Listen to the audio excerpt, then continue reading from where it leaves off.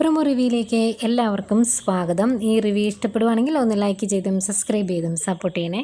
അപ്പോൾ ആദർശിനോട് തർക്കിക്കുകയും ചെല്ലുന്നുണ്ട് അഭിയും നവിയും കൂടെ. അന്നേരം ആദർശ് പറയുന്നുണ്ട്, ഈ കുടുംബത്തിൻ്റെ പാരമ്പര്യം എന്ന് പറയുന്നത് അത് മുത്തശ്ശന്മാരും മുതുമുത്തശ്ശന്മാരും ഒക്കെ ആയിട്ട് ഉണ്ടാക്കിയെടുത്തതാണ്, അതങ്ങനെ ആദർശമായിട്ട് നശിപ്പിക്കില്ല എന്ന് പറയുന്നുണ്ട്. അത് കഴിഞ്ഞ് പിറ്റേ ദിവസം ആദർശ് നയനെ വിളിക്കാനായിട്ട് ചെല്ലുക. അന്നേരം ഗോവിന്ദൻ പറയുന്നുണ്ട്, മോനെ ഞങ്ങൾ ഇത്രയും ദിവസം തെറ്റിദ്ധരിച്ചല്ലോ എന്നോർത്തിട്ട് ഭയങ്കര വിഷമമുണ്ട്. അതുപോലെ സത്യം അറിഞ്ഞപ്പോൾ അഭിയെ ശരിക്കും കൊല്ലാനുള്ള ദേഷ്യം ഞങ്ങൾക്കുണ്ട് എന്ന് പറയുക.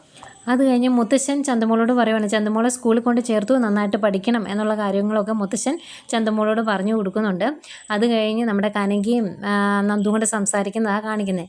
കനകയ്ക്ക് അഭിയോടുള്ള ദേഷ്യം അങ്ങ് തിളച്ച് പൊങ്ങി വന്നുകൊണ്ടിരിക്കുവാണ്. അന്നേരം നന്ദു പറയുന്നുണ്ട്, നമ്മളെല്ലാ കാര്യങ്ങളും വിളിച്ച് പറഞ്ഞിട്ടുണ്ടെങ്കിൽ ശരിയാകിയല്ല, കാരണം നയനേച്ചിയല്ല നവ്യേച്ചി, സ്വന്തം ഭർത്താവാണ് തെറ്റ് ചെയ്തത് എന്നറിഞ്ഞിട്ടുണ്ടെങ്കിൽ നവ്യേച്ചി അങ്ങനെ വെറുതെ ഇരിക്കത്തൊന്നുമില്ല, കയ്യിൽ കിട്ടുന്ന എന്ത് സാധനമാണോ അതെടുത്ത് അഭിയയുടെ തലയ്ക്കടിച്ച് അവനെ കൊല്ലും എന്നിങ്ങനെ പറയുന്നുണ്ട് നന്ദു കനകയോട്.